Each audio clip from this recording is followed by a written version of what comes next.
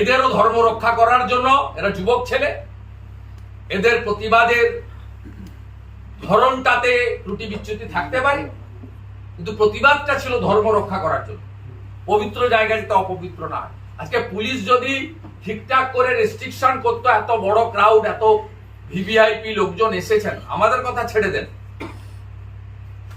যারা অতিথি হিসেবে বাইরের থেকে এসেছিলেন, আন্তর্জাতিক প্রেসিডেন্ট এসেছিলেন ভিএইচপি,